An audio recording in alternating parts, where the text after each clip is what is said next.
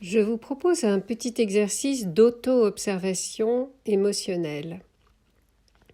Au préalable, vous allez vous munir d'une feuille à petits carreaux, d'une règle, d'un crayon, d'une paire de ciseaux, également d'un bloc pour noter vos impressions.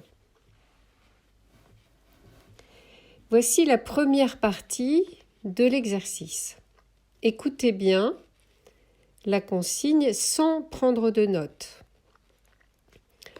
Vous allez tracer une ligne horizontale d'une longueur de 20 petits carreaux.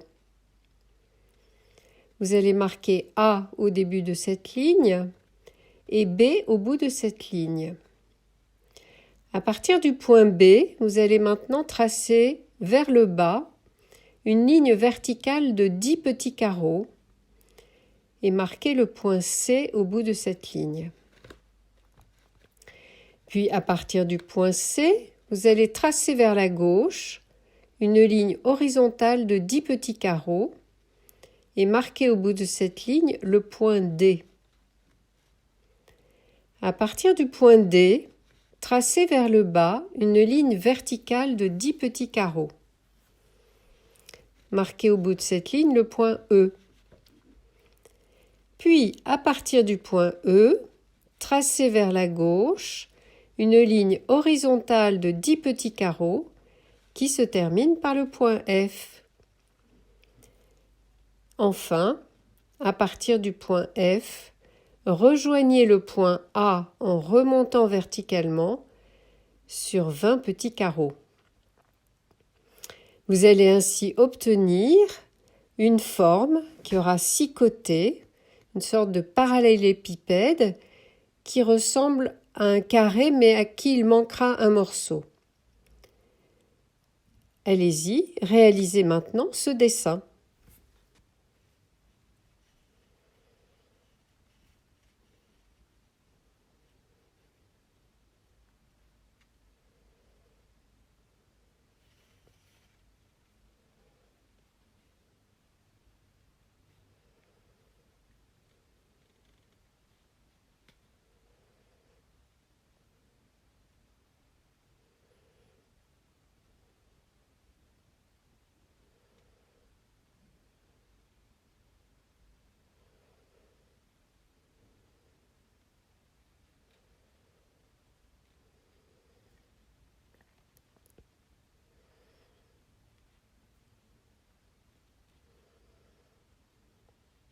Il vous reste encore 15 secondes pour le faire.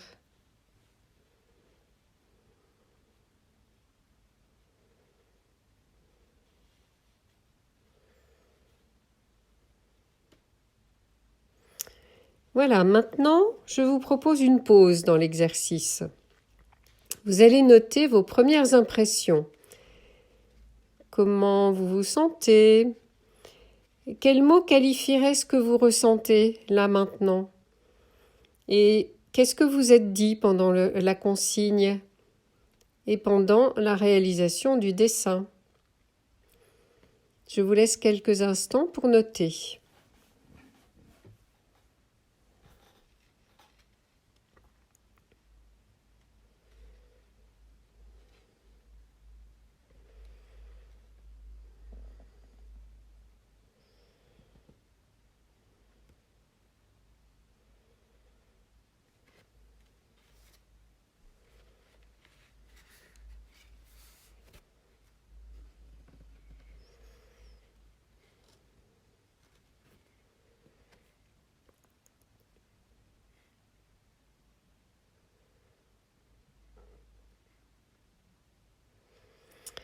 Voici maintenant la deuxième partie de l'exercice.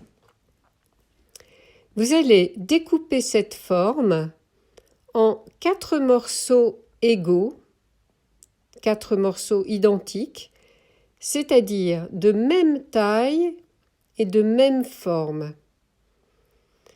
Allez-y maintenant et je vous retrouverai dans 10 minutes.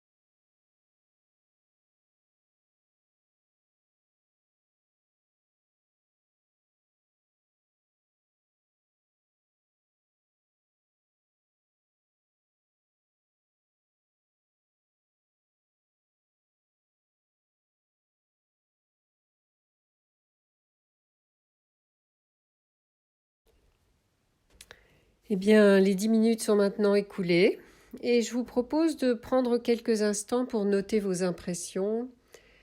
Comment avez-vous vécu cette deuxième partie de l'exercice? Quels ressentis ou sentiments vous ont traversé? Comment vous vous y êtes pris? Qu'est-ce que vous vous êtes raconté? Avez-vous repéré certaines habitudes?